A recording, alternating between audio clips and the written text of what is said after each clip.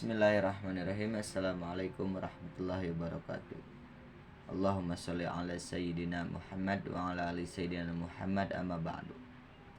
Perkenalkan, nama saya Anjar Hanggara dari Prodi Pendidikan Bahasa Arab semester 2 yang insyaallah akan mereview kembali atau mengulang kembali materi apa-apa yang telah disampaikan tadi oleh pemateri mengenai tentang profil singkat Abu Bakar As-Siddiq.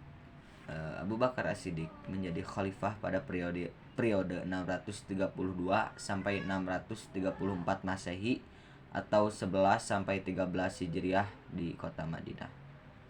Abu Bakar As-Siddiq memiliki nama asli Abdullah bin Utsman bin Abu Quhafah. Nabi Muhammad memberi gelar Abu Bakar dengan As-Siddiq karena sifat benar. Abu Bakar selalu berkata benar atau berkata jujur. Dia membenarkan apa yang dilakukan dan dikatakan oleh Nabi Muhammad SAW.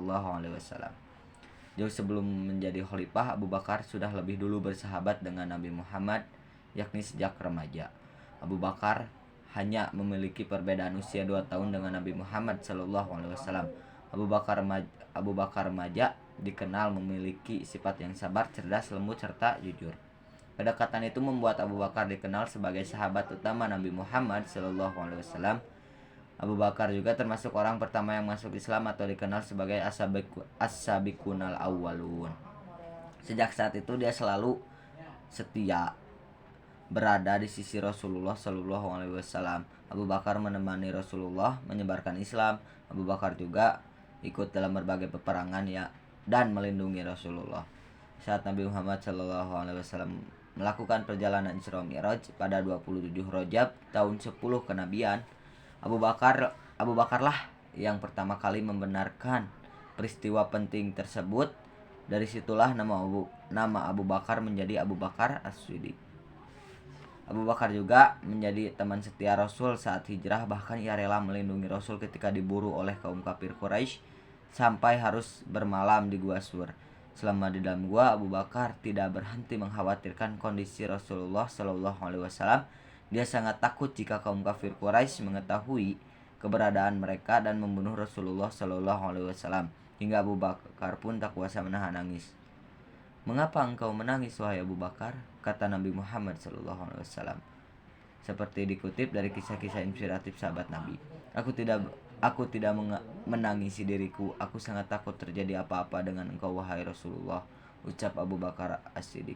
Rasulullah pun menenangkan Abu Bakar. Rasulullah bersabda bahwa Allah Subhanahu wa taala akan selalu melindungi orang yang beriman. Saat Nabi Muhammad SAW meninggal, Abu Bakar termasuk sahabat yang paling bersedih, namun Abu Bakar tak berlarut-larut dalam kesedihan. Setelah itu, para sahabat langsung menyusun strategi untuk meneruskan perjuangan Rasulullah SAW. Abu Bakar terpilih sebagai khalifah berdasarkan hasil musyawarah, termasuk dari kaum Ansor serta Muhajirin.